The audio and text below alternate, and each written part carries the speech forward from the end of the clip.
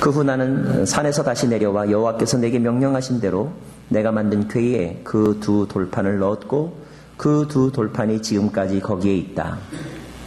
이스라엘 백성들은 브네야긴에서 나와 모세라로 갔는데 거기서 아론이 죽어 땅에 묻혔고 그의 뒤를 이어 그의 아들 엘르아살이 제사장이 됐습니다. 거기서 그들은 굿고다로 갔다가 윳바다 곧 물이 있는 땅으로 갔습니다. 그때 여호와께서 레위 지파를 따로 세워 여호와의 언약궤를 메고 여호와 앞에 서서 섬기게 하며 그분의 이름으로 축복하게 하신 것이 지금까지 이르렀습니다. 그러므로 레위 사람들이 자기 형제들 가운데 몫이나 기업이 없는 것입니다. 여러분의 하나님 여호와께서 그들에게 말씀하신 대로 여호와가 그들의 기업이신 것입니다. 내가 처음과 같이 40일 밤낮을 산에 머물러 있을 때 여호와께서는 그때도 내 말에 귀를 기울여 주셨다. 너희를 멸망시키는 것은 그분의 뜻이 아니었다. 여호와께서 말씀하셨다. 가라, 저 백성들이 가는 길을 인도해 그들이 내가 그 조상들에게 맹세해 그들에게 주겠다고 한 그 땅에 들어가 차지하도록 하여라. 11절 말씀까지 봉독했습니다. 한 번 더 기도하겠습니다. 좋으신 하나님, 말씀을 읽는 자와 듣는 자와 그 뜻대로 행하는 자가 복이 있다고 하셨습니다. 복 있는 자의 삶을 살고 싶습니다. 전하는 자의 입술을 지켜주시고 듣는 이들의 마음을 주장하여 주십시오. 이 자리에 있는 사람들뿐만 아니라 CD와 인터넷으로 이 예배에 참여하는 모든 이들에게도, 이 말씀을 경청하는 이들에게도 동일한 은혜와 하나님의 능력이 나타나기를 간절히 소망합니다. 예수님 이름으로 기도합니다. 아멘.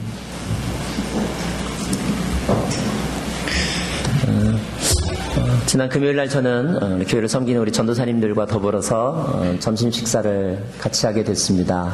지난번 VBS 기간 동안에 너무 수고들 많이 하셨기 때문에 함께 축복하고 그리고 격려하는 그런 자리였어요.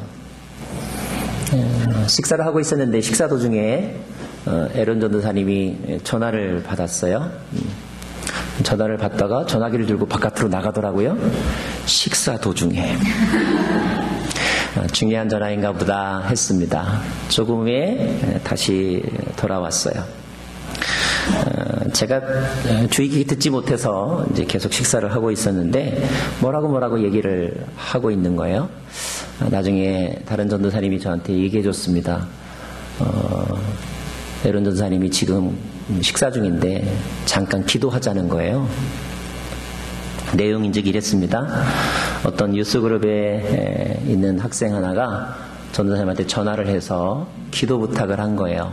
기도 부탁의 내용은 그 학생이 자기 친구에게 복음을 전하려고 하고 있는데 전도사님 기도 좀 해주세요라고 부탁을 한 것이었습니다.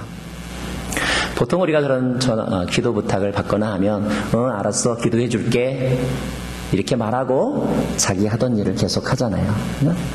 그냥 기도해달라는 말을 기억해달라는 말 정도로 이렇게 이해할 때가 덜어 있죠. 또 기도하겠다는 말도 내가 알고 있어 이런 의미로 이야기하고 그것으로 끝인 경우들도 덜어 있잖아요. 아, 저만 그런가요? 그런데 에런 전사님은 우리에게 그것을 설명하면서 기도하자는 거예요. 그래, 기도하지 뭐. 근데 지금 하자는 거예요. 밥 먹다가? 그래서 우리는 밥을 먹다가 갑자기 숟가락을 내려놨습니다. 그리고 합심하여 기도를 했죠. 여러 가지 생각들이 가능하다고 느껴집니다. 그때 그 기도는 어떤 의미가 있을까?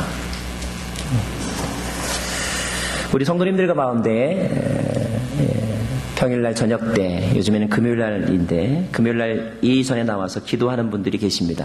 짧게는 3시간에서 4시간, 또 어떤 분들은 밤새도록 이곳에서 기도하시고 잠깐 새우잠을 주무시다가 토요일날 새벽 예배에 참석하시고 돌아가는 분들이 계십니다. 그런 생각이 들죠? 저렇게 기도하면 무슨 일이 일어날까? 비신앙적인 생각에서부터 지극히 신앙적인 생각에까지 여러 가지 경우의 수들을 생각해 볼 수가 있습니다. 그런 기도 부탁을 받고 하는 기도는 부탁을 받았으니까 최소한의 예의를 지켜준다는 의미가 있을까? 그런 소식을 들었을 때 적어도 한 번쯤은 같은 마음을 품음으로 우리가 한 식구이며 한 팀워크를 가진 공동체라고 하는 것을 확인하는 그런 의미가 있을까? 여러분에게 기도는 어떤 의미가 있습니까? 또 기도할 때 어떤 일이 일어날 거라고 생각하십니까? 오늘 말씀의 제목은 기도할 때 일어나는 일입니다. 지난 시간에 우리는 믿음의 사람들이 빠지기 쉬운 두 가지 함정에 대해서 함께 배웠죠. 두 가지를 함께 나누는데 그 중에 하나는 두려움입니다. 또 다른 하나는 교만이라고 했습니다. 축복합니다. 두려워하지도 말고 교만하지도 마십시오. 우리가 교만할 때, 우리가 목이 곧은 백성이 될 때, 그리고 반역을 일삼을 때, 또 하나님 앞에 강팍한 마음을 갖게 될 때 하나님이 진노하셔서 하나님이 우리를 징계하실 때가 있습니다. 하나님이 진노하시면 우리는 환난을 당하죠. 사실 대부분의 환난은 의로워서 당하는 환난이 아닙니다, 여러분. 우리는 늘 자기는 다윗이라고 생각하지 사울이라고 생각하지 않죠. 자기가 당하는 고난은 전부 다 억울하다고 생각을 하죠. 아마 99%는 자기가 잘못해서 당하는 고난이지 의리를 위해서 당하는 고난은 별로 없습니다.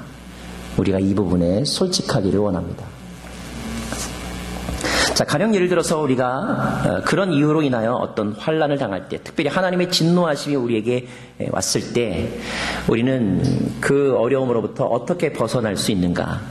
비상구라고 하는 단어를 여러분과 함께 나누었습니다. 비상구는 어디에 있는가? 그것은 진노하시는 하나님 안에 있다고 함께 나누었죠. 진노하시는 하나님에게 나아가는 것은 어쩌면 어떤 사람에게는 더 큰 용기와 더 큰 결단을 요구하는 그런 선택일 수 있습니다. 그분이 여전히 지금 화가 나고 있기 때문에 그분의 앞에 서는 것은 너무너무나 두려운 경험이 될 수도 있죠. 하지만 그럼에도 불구하고 부정할 수 없는 것은 살 길은 오직 하나님 안에 있다는 것입니다. 비상구를 열을 때 또 비상구를 열어야만 되는 상황. 자, 모세가 바로 그 비밀을 깨닫고 우리들에게 그 교훈을 가르쳐 주었죠. 그래서 지난주 말씀에 의하면 모세는 하나님의 진노 앞에서 백성들의 모든 짐을 어깨에 짊어지고 하나님께 나아갔던 것을 우리가 보게 됩니다. 지난주 본문이지만 25절 말씀을 저와 여러분 같이 한번 보기를 원합니다. 앞에 우리 자막도 참조하십시오. 같이 읽겠습니다. 시작. 여호와께서 너희를 멸망시키겠다고 말씀하셨기에 내가 40일 밤낮을 여호와 앞에 엎드려 있었다. 예. 하나님이 진노하시자 모세는 다른 곳에 가서 다른 사람 붙잡고 이야기하면서 스트레스 푸는 것이 아니라 그 문제의 해답이 진노하시는 하나님 안에 계시다는 것을 알고 하나님과 그 문제를 해결하기 위해 나아갑니다.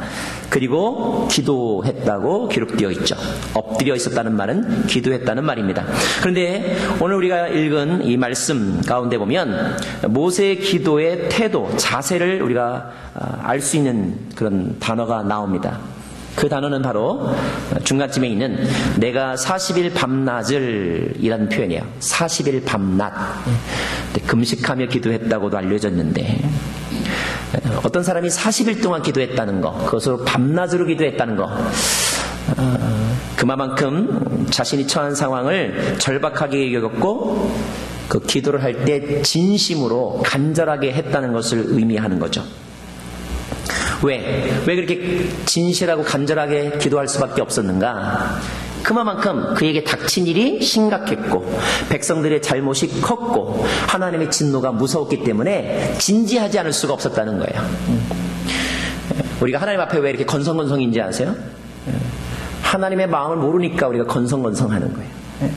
하나님이 여러분에게 지금 되고 있는 그 회초리의 무게를 제대로 현실 파악을 못하기 때문에 우리가 이렇게 널널한 경우들이 참 많습니다. 상황을 바로 알면 진지해질 수밖에 없을 거예요. 모세가 진지했습니다. 그리고 나서 모세가 기도한 내용이 26절과 27절이죠. 내가 여호와께 기도하며 말했다. 시작. 만물을 마음대로 하실 수 있는 여호와여, 주의 백성들 주께서 주의 큰 능력으로 구속해 강력한 손으로 이집트에서 이끌어내신 주의 기업을 멸망시키지 말아 주십시오. 주의 종들인 아브라함, 이삭, 야곱을 기억해 주십시오. 이 백성들의 억센 고집과 그 사악함과 그 죄를 눈감아 주십시오. 예. 중보의 기도이며 동시에 회개의 기도이며 그리고 강청의 기도이죠. 자, 이렇게 기도하면, 이렇게 하나님 중심에 있는 비상구의 문을 열면 어떤 일이 발생하는가? 저는 오늘 본문을 통하여서 세 가지 결과를 함께 나누고 싶습니다. 첫 번째, 10절 말씀입니다. 오늘 말씀, 신명기 10장 10절 말씀 다시 한번 같이 읽습니다. 시작. 내가 처음과 같이 40일 밤낮을 산에 머물러 있을 때 여호와께서는 그때도 내 말에 귀를 기울여 주셨다. 밑줄 쳐야 될 대목은 내 말에 귀를 기울여 주셨다라는 말이에요. 제가 예전에 가끔 오해받았던 적이 있었는데, 전도사 시절에, 요즘도 가끔 그런 실수를 하긴 합니다만, 어떤 이제 컴플레인을 가끔 듣냐면 인사를 하는데 인사를 안 받는다는 거예요. 저는 인사를 안 받은 기억이 없는 것 같은데 주로 어떤 일이, 그런 일이 언제 일어나나 봤더니 주일날 일어나더라고요. 왜 주일날 그런 일이 일어나는가? 제가 너무 바빠요. 텐션이 제 머리 끝에 있어요. 그래서 분주하게 어디를 향해서 막 가다 보면 어떤 분이 저에게 손짓을 하거나 인사를 했는데 보통 때처럼 가던 길을 멈추고 정중하게 인사를 할 겨를이 없을 때가 많아요. 아마 어떤 분이 그런 모습에 마음에 상처가 되셨던 것 같아요. 그래요. 사람이요, 자기 일에 집중되어 있으면 다른 사람의 말이 귀에 안 들려요. 기분이 나빠도 다른 사람의 말이 안 들려요. 화가 나도 안 들리는 게 아니라 안 들으려고 해요. 화가 나는데 막 얘기해 보세요. 시끄러, 입 닥쳐. 이렇게 말을 하죠. 저 말고 다른 사람이. 그런데 오늘 말씀 보니까 지금 하나님의 상태가 어떤 상태냐면, 하나님의 상태가 화가 머리끝까지 차오른 상태. 그래서 그 감정에 의하여서 하나님이 지금 행동을 하는 거죠. 어떤 행동? 진노의 행동을 하시는 그런 순간입니다. 근데 그런 진노의 행동을 하시는 그 순간에 모세가 와서 무릎을 꿇고 기도를 하자 오늘 말씀 표현에 의하면 모세의 말에 귀를 기울이셨다라고 되어 있어요. 여기서 귀를 기울이셨다는 말은 모세의 말대로 했다는 뜻이 아닙니다. 아직까지는 아니에요. 모세의 말대로 했다는 뜻이 아니라 모세가 하는 말을 듣기 위해서 그 자신의 감정과 그 자신의 행동에 적어도 퍼즈라고 하는 버튼을 눌렀다라는 뜻이에요. 마치 우리가 막 밥을 먹다가 멈추고 뭔가를 해야만 했던 것처럼. 이 장면을 제가 가만히 묵상하면서 어떻게 시청각적으로 설명할까? 아마 이랬을 것 같아요. 하나님이 너무 화가 나가지고 하는데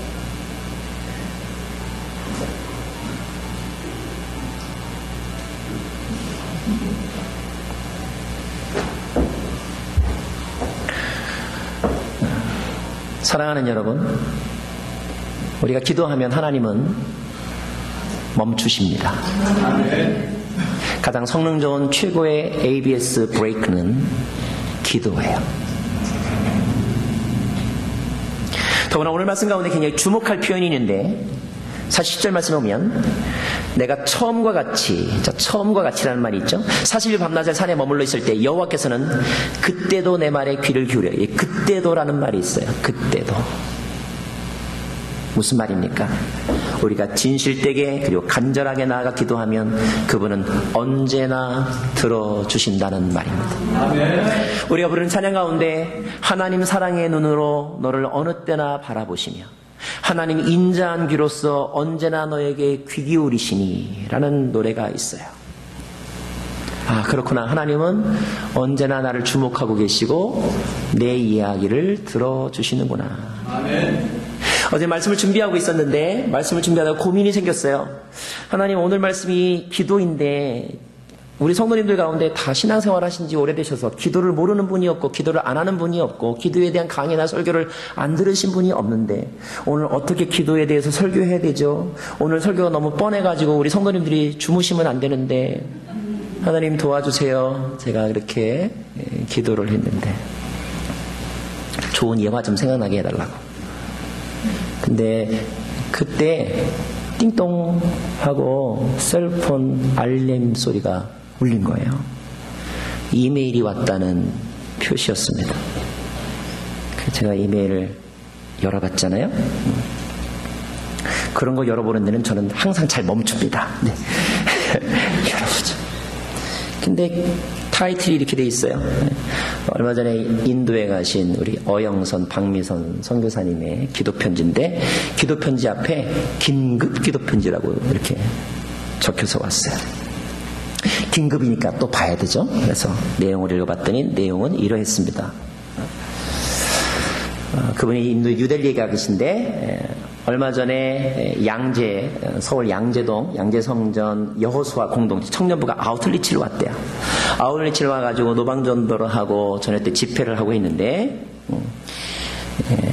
그 집회 장소를 제공했던 사람이 나중에 알고 보니까 크리스찬이었대요. 인도의 기독교 인구가 그 지역의 0.2%인데 0.2% 중에 한 사람을 만난 거예요. 너무너무 감사해서, 그래서 아마 서로 즐거워했겠죠. 그런데 그분이 이렇게 제안을 하더래요. 자기 건물을 교회 예배용으로 써도 좋다고. 여러 해 동안 그 지역에서 선교 사역을 하시던 전임 선교사님도 소망하던 일이었는데, 그 소망이 이번 일로 인하여서 딱 한순간에 딱 풀리게 된 거예요. 너무너무 이제 마음이 좋았겠죠. 그래서 오늘인가 다음 주부터인가 이제 예외 모임을 시작하게 되는데, 그 노방전도를 받아가지고 집회에 온 청년들한테 이야기했대요. 여기서 예배를 드릴 건데 예배할 때 올 의향이 있는 사람 알려달라고 그랬더니 20명의 청년들이 예배에 참석하겠다고 의사를 표현했다는 거예요. 그러면서 기도해달라는 편지가 왔습니다.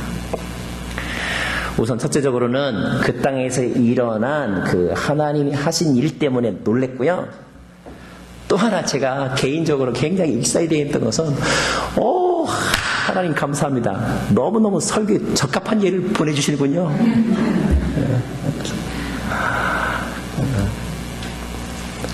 사랑하는 여러분, 하나님은 언제나 우리의 소리를 들을 준비를 하고 계시다는 거예요. 심지어 화가 나셨을 때에도, 그래서 감정이 격해 있고 행동이 먼저 나갈 그 순간에도 우리가 기도하면 화를 멈추시고 행동을 멈추시고 우리가 무슨 이야기를 하는지 들으신다는 거예요. 나는 우리가 이런 하나님의 성품을 배우기를 원해요. 아무리 우리가 화가 났어도 우리의 아이들이 우리에게 와서 말을 하면 진노를 멈추고 올라갔던 손을 멈추고, 그리고 그 아이의 이야기를 듣는 부모가 되기를 원해요. 어떤 때 그 이야기를 듣는 수 있는가? 제가 가만히 묵상해 봤더니 이런 마음일 때, 나는 사실 화내고 싶지 않아.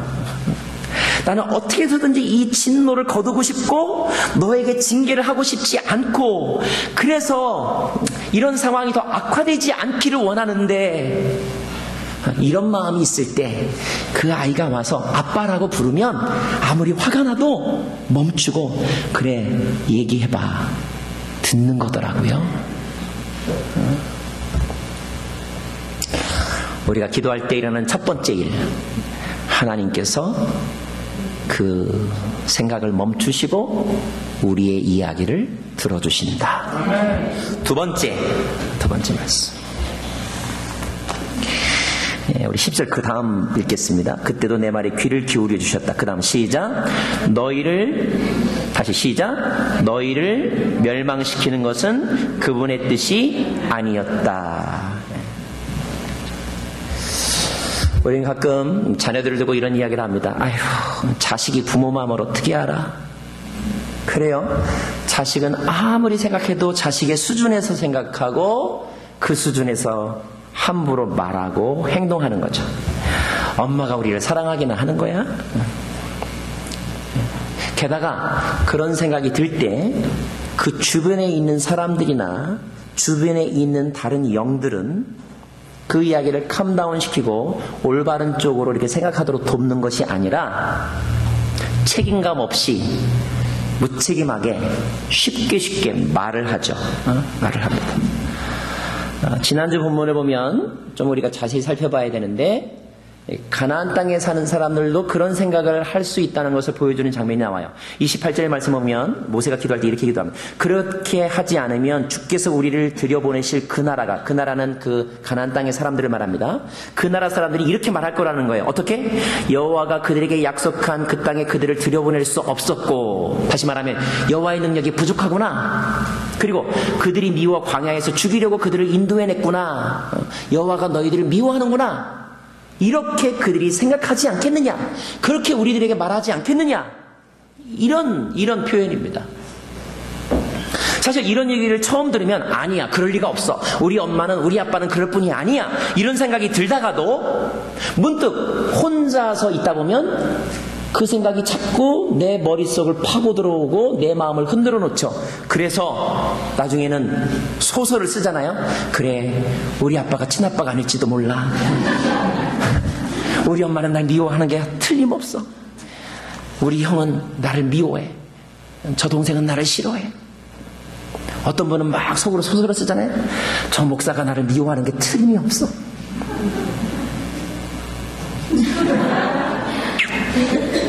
그런데 여러분, 문제는 그런 이야기가 그분의 진심이 아니라는 거예요. 그분의 입에서 나온 말이 아니라는 거예요. 모두 뭐예요? 게스, 추측이에요, 추측.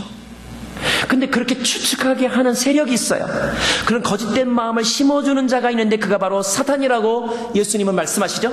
사탄은 거짓의 아비요, 거짓의 전문가, 회방자요, 분열시키는 자다. 사탄은 아버지와 아들의 마음을 이간질하는 자, 남편과 아내의 마음을 갈라놓는 자, 남한과 북한을 서로 멀어지게 하는 자. 하지만 하나님의 아들들은 분열시키는 자가 아니라 화평케 하는 자, 아비의 마음을 아들에게로, 아들의 마음을 아비에게로 돌아오게 하는 엘리야와 같은 자. 성령님은 분열시키는 자가 아니라 하나 되게 하시는 분, 분열이 있는 곳에 일치를 주시는 분, 미움이 있는 곳에 사랑을 심어주시는 분, 그분이 바로 성령님. 근데 그 성령님께서 언제 우리가 기도할 때 우리에게 오셔서 뭘 확인시켜 주시느냐? 우리가 기도할 때 어떤 일이 일어나냐면 하나님의 마음을 알게 해주신다는 거예요. 오늘 그런 뜻입니다. 그러면 하나님의 마음이 무엇이냐? 오늘 10절 말씀 보니까 너희를 멸망시키는 것은 그분의 뜻이 아니었다. 이것이 하나님의 마음이라는 것입니다. 화난 모습만을 보면 당장 그분이 나를 때려서 어떻게 할 것 같아요.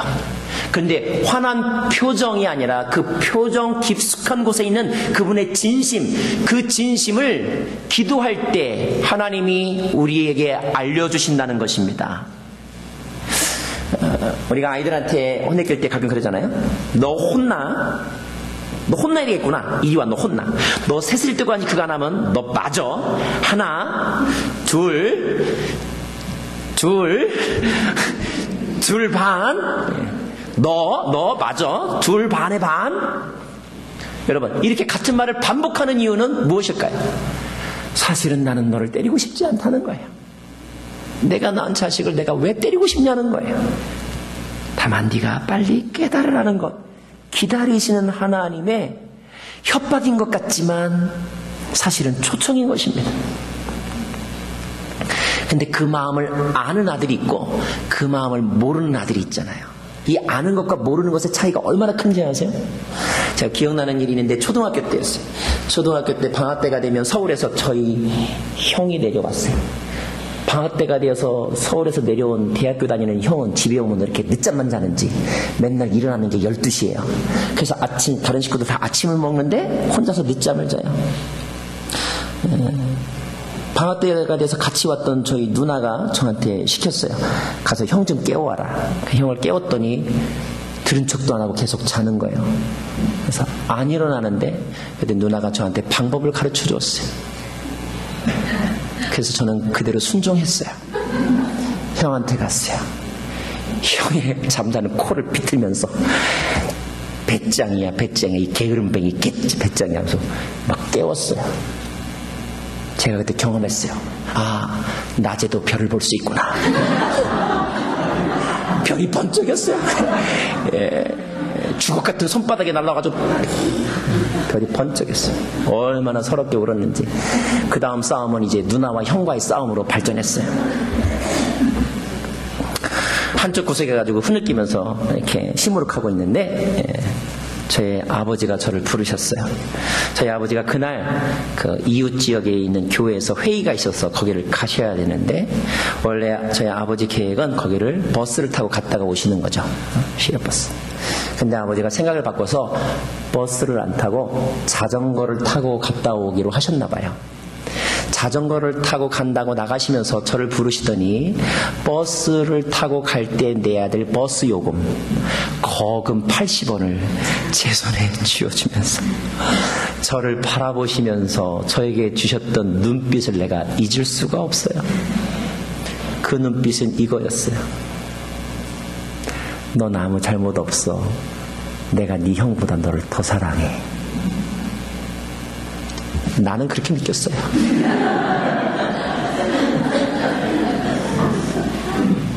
제가 그 눈빛의 힘으로 저희 형과의 싸움에서 이기고 있어요? 그래, 나는 잘못이 없어. 우리 아버지는 날 더 사랑하셔.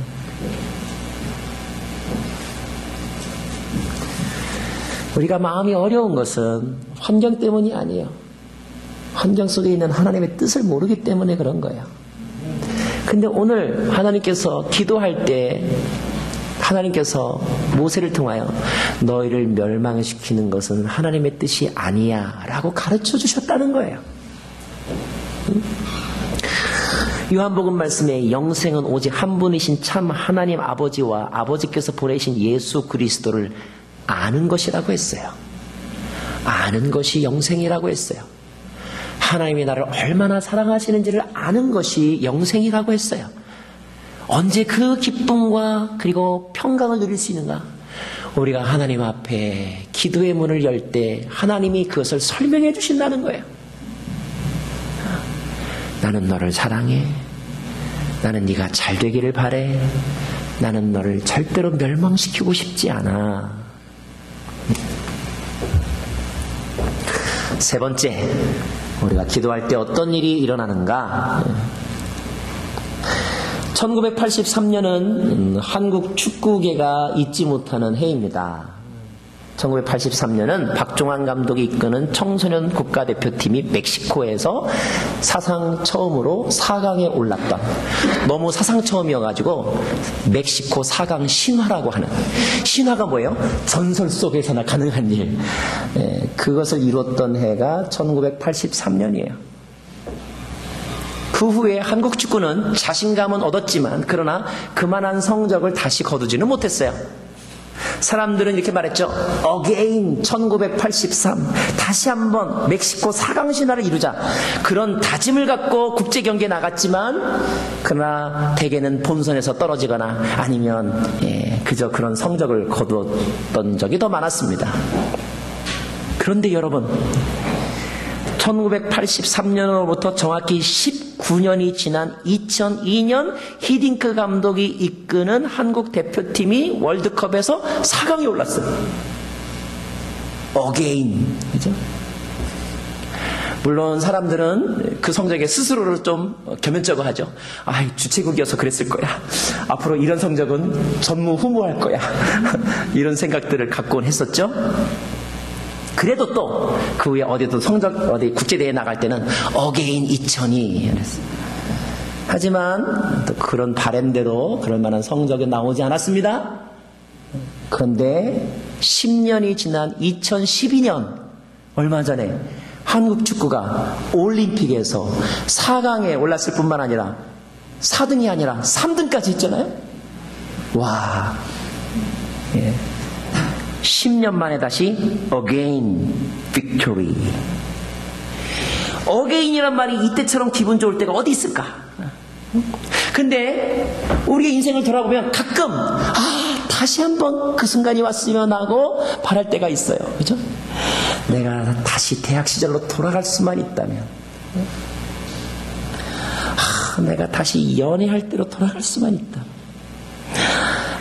나에게 다시 그런 투자자가 나타날 수만 있다면. 아마 이런 생각을 하는 것은 지금 현실이 그렇게 썩 마음에 들지 않다는 뜻일 것이고, 그리고 그때 나의 행동과 결정에 내가 아쉬움이 많다라는 뜻일 거예요. 후회한다는 뜻이겠죠. 하지만 여러분, 아무리 그렇게 후회한다고 해도 지나간 세월을 되돌릴 수가 없고 그 과거를 바꿀 수가 없어요. 그것은 지울 수 없는 나의 히스토리가 되어 있죠. 자, 그러면 어떻게 할 것인가? 그런데 전혀 길이 없는 것이 아님을 오늘 말씀이 우리에게 보여주고 있어요. 자, 오늘 말씀 10장 1절과 2절 제가 먼저 읽겠습니다. 그때 여호와께서 내게 말씀하셨다. 처음에 준 것과 같은 돌판 2개를 다듬어 가지고 산으로 올라와 내게 와라. 나무 상자도 만들어라. 2절 내가 처음에 준 돌판들, 내가 깨트린 2 돌판에 있던 말들을 내가 그 돌판 위에 쓸 것이니 너는 그것들을 그 나무 상자에 넣도록 하여라. 그랬습니다. 그리고 오늘 11절 말씀에는 여호와께서 말씀하셨다. 가라, 저 백성들이 가는 길을 인도해 그들이 내가 그 조상들에게 맹세해 그들에게 주겠다고 한 그 땅에 들어가 차지하도록 하여라. 그랬습니다. 여러분, 모세가 처음에 받았던 돌판은 모세가 너무너무 화가 나가지고 집어던져서 산산조각이 났어요. 산산조각이 난 나의 꿈, 산산조각이 난 나의 행복, 산산조각이 난 나의 가정. 물론 이때 하나님께서 다시 가져오라고 한 그 돌판은 그때 그 돌판은 아니에요. 왜? 그 돌판은 너무나 산산조각이 났기 때문에. 그러나 여러분, 중요한 것은 재료와 방법은 달라졌지만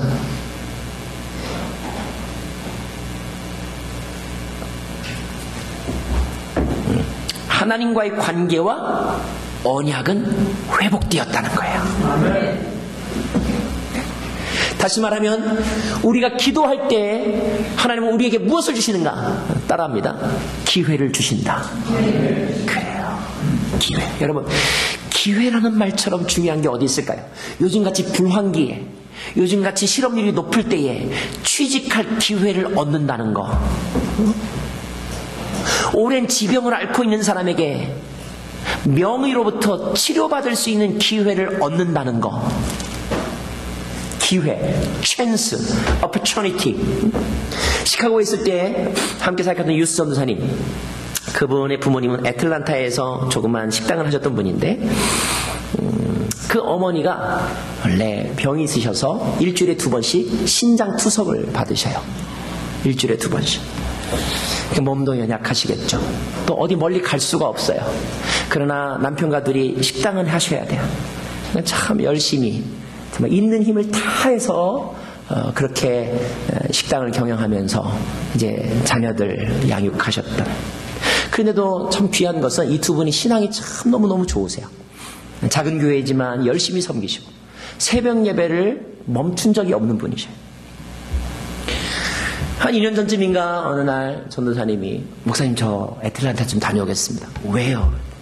네. 신장 기증자를 찾았다는 거예요. 어떤 아이가 교통사고를 당했는데, 그래서 뇌사 상태가 됐는데 그 아이의 심장이 어머니와 모든 게 맞아서 그래서 이식 수술을 하게 되었다는 거예요. 지금도 리스트 가운데 도네이션 받을 기회를 기다리는 수많은 사람들이 얼마나 많습니까? 네? 돈이 없어서가 아니잖아요.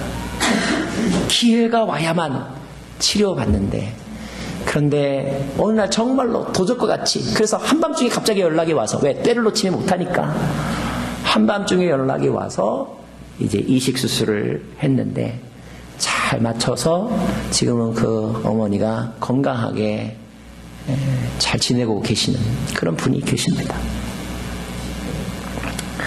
어리석게도 우리는 우리에게 주어진 기회를 기회인지도 모르고 놓쳐버리는 일이 참 많습니다. 또 어떤 때는 기회라는 것은 어렴풋이 알았지만 내가 너무 준비가 되어 있지 않아서 미숙해서 또는 욕심을 내다가 그 기회를 날려버리는 일들이 참 많죠. 그것으로 우리 인생이 끝나버릴 것인가? 그런데 네버엔딩 스토리, 끝나지 않는 이야기가 있다는 것입니다. 어떤 때 우리가 하나님께 나아가 하나님께 진실함으로 간절함으로 기도할 때 하나님은 우리에게 한 번 더 기회를 주시더라는 거야. 아니, 예수님은 한 번 더가 아니라 너희가 7번씩 70번이라도 용서한다는 말은 기회를 주신다는 말입니다. 우리에게 기회를 주시는 분, 그분이 바로 우리 하나님이시라는 거죠. 기도하지 않을 이유가 없는 거예요. 기도하지 않을 이유가.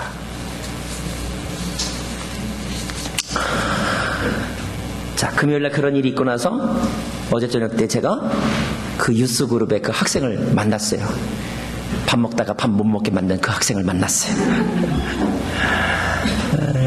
그래서 제가 궁금해서 물었어요. 너 그런 일 있었지?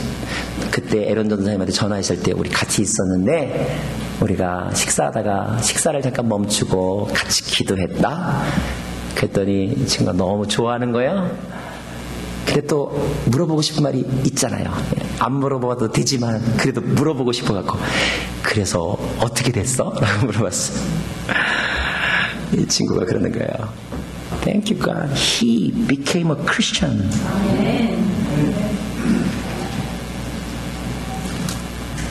아, 그렇구나. 우리가 기도할 때, 식사를 멈추고 기도할 때, 바로 그 순간에 기도할 때 성령께서는 그 사람들의 마음을 움직여서 마음으로 믿게 하시고 입으로 시인하게 하셨구나. 그래서 그 귀한 친구를 통하여 또 한 명의 생명이 하나님의 자녀가 되었구나.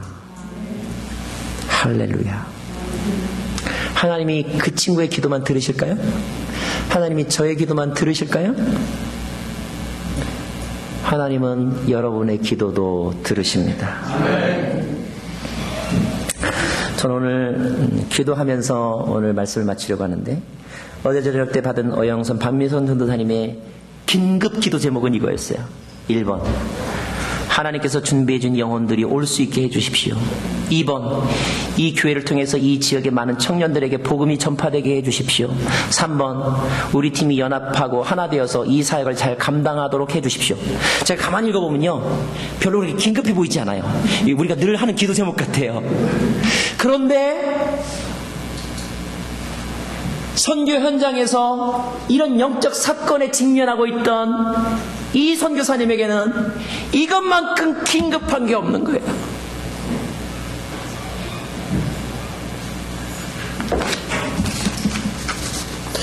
하나님의 음성을 듣기 원하세요? 여러분의 마음을 긴급한 모드로 바꾸세요. 간절하세요. 그래야 하나님이 행동을 멈추셔요. 하나님의 말씀을 가르쳐 주세요. 그리고 다시 기회를 주시는 거예요. 아멘. 우리 같이 이 거룩한 사역에 참여하는 마음으로 이 시간에 합심하여 기도하기를 원합니다. 인도의 뉴델리라고 하는 곳에서 지난번에 방문하셨던 우리 귀한 선교사님이 계신데요. 얼마나 낯설고 외롭겠습니까? 또 잘해야 되겠다고 하는 어떤 그 긴장감, 또 부담감이 얼마나 크겠습니까? 그런 순간에 정말로 하나님께서 예비하신 사람을 만났습니다. 그 일이 어떻게 진행될지 모를 일입니다. 그곳에서 섬기며 뿌리는 복음의 씨앗이 얼마만큼의 열매를 맺힐지는 모를 일입니다. 그것은 하나님께 속한 거예요. 그러나 그 순간에 이 종이 긴급한 마음을 가지고 기도를 우리에게 부탁합니다. 이 시간에 합심하여서 우리 어영선 박미선 선교사님 위해서 한번 이 시간에 기도하기를 원합니다. 합심하여 기도하겠습니다. 선하고 자비로우신 아버지 하나님, 감사를 드립니다. 주님, 귀한 생명을 통하여서 우리에게 기도 제목을 알려주시고 주님, 우리에게 이를 품게 하신 것을 인하여서 감사를 드립니다. 아버지, 그 땅에 이렇게 교회에 예배할 수 있는 처소를 주님께서 소개시켜 주셔서 감사드립니다. 이 일을 하신 분도 하나님이시고 이 일을 통하여서 영광 받으실 분도 하나님이신 줄로 믿습니다. 하나님, 그중에 정말로 간절한 마음으로 기도할 때 이번에 모이는 첫 예배에 약속했던 청년들이 다 오게 하여 주시고, 그 청년들의 마음 가운데 예수 그리스도를 구주로 영접하는 놀라운 회심의 사건이 있게 하여 주시고, 그 청년들을 통하여 인도 땅에, 그 뉴델리 땅에 놀라운 영적 부흥의 시작이 있게 하여 주시옵소서. 하나님, 박해와 유혹과 그리고 여러 가지 방해의 공격들이 있겠지만 하나님의 마음을 거짓으로 바꾸고 우리 하나님을 의심하게 만들고 두렵게 만드는 모든 일들이 있겠지만, 그러나 그런 순간에서도 오직 하나님의 마음을 알아 하나님의 말씀을 붙잡고 하나님 앞에 깊이 나아가는 귀한 종 되게 하여 주시고, 우리가 이곳에서 함께 중보하며 기도하옵나니 외로워하지 않게 하시고, 바알에게 무릎 꿇지 않은 7,000명의 사람들처럼 이 땅에 많은 주님의 동역자들이, 온누리교의 성도들이 그 이름을 생각할 때마다, 그 이름을 부를 때마다, 기도하며 중보할 때 하나님, 사단이 하늘로부터 땅에 떨어지는 것을 보게 하여 주시고, 주의 백성들이 승리하는 깃발을 높이 드는 것을 우리로 하여금 보게 하여 주시기를 간절히 원하고 기도합니다. 주님 도와주시옵소서. 우리가 한 번 더 기도하기를 원합니다. 하나님, 우리에게 한 번 더 기회를 주십시오. 깨져버린 나의 인생에 한 번 더 기회를 주십시오. 내 사업에 한 번 더 기회를 주십시오. 우리 가정에 한 번 더 기회를 주십시오. 우리 자녀들에게 한 번 더 기회를 주십시오. 주님의 약속을 다시 기억나게 해주십시오. 푸른 마르고 꽃은 시드나 주의 말씀은 영원한 것을 다시 한번 우리가 마음에 믿어 우리의 담대함을 가지고 나아가게 하여 주십시오. 하나님, 남한과 북한을 회복시켜 주십시오. 이 황무한 땅을 회복시켜 주십시오. 이 땅에 있는 모든 교회들에게 다시 한번 부흥의 기회를 주십시오. 병고침의 기회를 주십시오. 이 시간에 부흥의 기회를 달라고, 한 번 더 기회를 달라고 합심하여 동성으로 한 번 더 기도하겠습니다. 선하고 자비로우신 아버지 하나님, 감사를 드립니다. 주님, 우리가 주님 전에 나와서 기도합니다. 우리의 자녀를 위해서 기도하고, 우리 가정을 위해서 기도하고, 우리의 배우자를 위해서 기도하고, 우리의 비즈니스를 위해서 기도하고, 우리 육신의 건강을 위해서 기도하고, 이 땅의 하나님의 사람들과 교회들을 위해서 기도하며, 이 포틀랜드의 영적인 상황들을 위해서 기도합니다. 하나님, 한 번 더 기회를 주십시오. 아버지 하나님, 주님의 약속은 변함이 없으며 주님의 마음은 신실하며 주님은 우리를 포기하지 아님, 단지 우리를 기다리고, 우리가 주님 전에 회개하며 마음을 찢고 옷을 찢고 우리가 주님 앞에 나와 주님의 자비를 구하는 것을 기다리시는 여호와 하나님, 우리가 오늘 다른 곳으로 향하지 아니하고 주님 안에 있는 비상구의 문을 열고 주님께로 들어가옵나니, 주님 우리 안에 계시고 주님, 나 주님 안에 거함에 있어 주님은 주님과 더불어 동행하며 주님과 함께 승리하는 저희들이 될 수 있도록 은혜를 베풀어 주시옵소서. 우리 마지막으로 한 번 더 기도하기를 원합니다. 이번 수련회 투게더입니다. 왜 우리가 말로 그런 말을 하지만 그러나 느껴지지 않는 것일까요? 어느 부분은 되지만 어느 한 구석은, 또 어느 한 사람에게는 여전히 그 구호가 공허하고 그냥 형식적인 것이고, 그저 그렇게 그냥 제스처만 해도 그것도 힘든 그런 주제일까요? 하나님, 강팍한 마음이 녹아지게 하여 주시고, 굳은 땅이 기경되게 하여 주시고, 우리의 혀가 부드러워지게 하여 주시고, 우리의 손이 더욱더 따뜻해지게 해 주셔서 악수할 때, 허그할 때, 그의 이름을 부를 때, 그를 생각할 때, 그의 얼굴을 떠올릴 때 거룩한 설레임이 있게 하여 주시고, 사랑의 마음이 회복되게 하여 주시고, 긍휼의 마음이, 간절함이 회복되게 해달라고 한 번 더 기도하겠습니다. 하나님 아버지, 이 시간에 기도합니다. 이번 수련을 통하여서 우리 전 교우들이 함께 더불어 한 마음과 한 식사와 한 장소와 한 단어와 한 말씀과 한 기도 가운데서 주님, 우리가 서로 주님의 공동체가 되기를 간절히 원하고 기도합니다.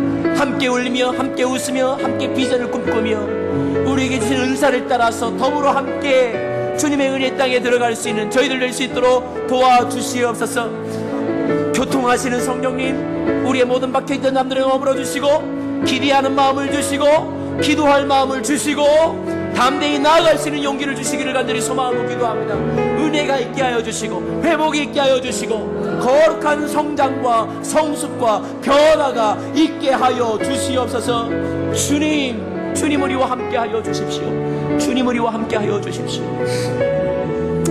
우리 옆에 있는 분 손을 잡을 수 있으면 손을 잡거나, 아니면 여러분의 손을 내밀어서 옆에 계신 분의 어깨에 살짝 얹고, 이 시간에 한 번 더 기도할 때 서로를 위해서 기도하기를 원합니다. 하나님, 우리는 하나님의 자녀입니다. 우리는 주님의 기업입니다. 주님, 우리를 한 몸으로 부르셨습니다. 이 형제를 축복합니다. 이 자매를 축복합니다. 견고한 진으로부터 자유케 하여 주시고 억울하는 사슬을 끊어주시고 그의 영이 주님 안에서 평화를 누리며 그의 영이 예배 가운데 자유함을 누리게 하여 주십시오. 그의 모든 삶의 문제로부터 그를 해방시켜 주십시오. 악한 마귀와 귀신과 사단은 떠나가게 하여 주십시오. 이 시간에 서로를 축복하며 함께 격려하며 한 번 더 기도하겠습니다. 하나님 아버지, 이 시간에 기도합니다. 사랑 주의 백성들을 위해서 기도합니다. 찬양팀을 위해서 기도하고 성가들을 위해서 기도하고 우리 반주자들을 위해서 기도하고 순장님들을 기도합니다. 비전위원들을 위해서 기도합니다. 교사들을 위해서 기도합니다. 처음 나온 이들을 위해서 기도합니다. 몸이 열악한 자들을 위해서 기도합니다. 믿음이 약한 자들을 위해서 기도합니다. 시험에 빠져있는 자들을 위해서 기도합니다. 강하고 담대할지어다. 하나님 아버지, 우리 가운데 계신 성령님, 우리 가운데 느끼게 하시고 함께 눈물을 흘리게 하시고 기도하게 하시는 성령님, 오늘 나사렛 예수의 이름을 선포할 때에, 오늘 하나님의 놀라운 권세를 우리가 선포할 때에 하나님 이 가운데 주의 놀라운 영이 임하며 하나님 놀라운 평강이 임하는 귀한 은혜의 시간이 되게 하여 주시옵소서. 주님, 우리로 하여금 주님의 놀라운 은혜 가운데 거하게 하여 주시옵시고 하나님 안에서 성장하며 하나님 안에서 우리에게 주신 놀라운 은혜가대로 거룩하여지고 온전함에 이루어져가는 주님의 자녀들 되게 하여 주시옵소서. 오늘 질병 가운데 있는 자들을 축복합니다. 오늘 아픔 가운데 있는 자들을 축복합니다. 오늘 마음이 상한 자들을 축복합니다. 하나님이 너를 사랑하시고 나도 너를 사랑하고 나는 너희가 복받기를 원하노라. 하나님 말씀하여 주시고 하나님이 선포대로 이루어 주시옵소서. 계속하여 여러분 손을 옆에 분을 향하여서 내밀고 저를 따라서 선포하기를 원합니다. 여호와께서 내게 복을 주시고 은혜 주시기를 원하노라. 나는 당신이 행복하기를 원합니다. 나는 당신이 잘 되기를 원합니다. 형통하십시오. 하나님이 이루어 주실 것입니다. 하나님 아버지, 이 목사의 자그마한 소원이 있습니다. 우리 포틀랜드에 온 우리 성도님들 마음이 평안하기를 원합니다. 육신이 강건하기를 원합니다. 범사가 잘 되기를 원합니다.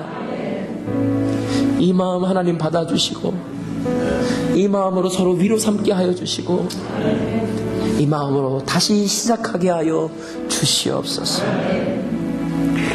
예수님의 이름으로 기도합니다. 하나님의 사랑을 사모하는 자 함께 고백하겠습니다.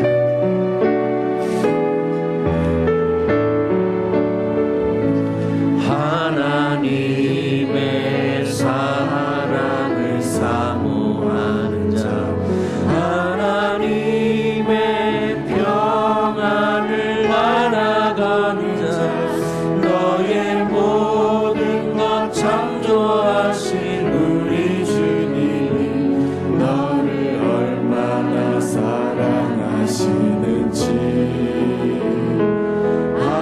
하나님께 찬양과 경배하는 자, 하나님의 선하심을 닮아가는 자, 너의 모든 것 창조하신 우리 주님이 너를 자녀 삼으셨네. 다 함께 일어나서 고백합니다. 하나님 사랑의 눈으로 너를 어느 때나 바라보시고 하나님 인자한 귀로서 언제나 너에게 이루시니 어두움에 맑은 빛을 비춰주시고 너의 작은 신음에도 응답하시니 너는 어느 곳에 있든지 주를 향하고 주만 바라보. 하나님 사랑의 눈으로 언제나 나를 하나님 사랑의 눈으로 나를 어느 때나 바라보시고 하나님 인자한 귀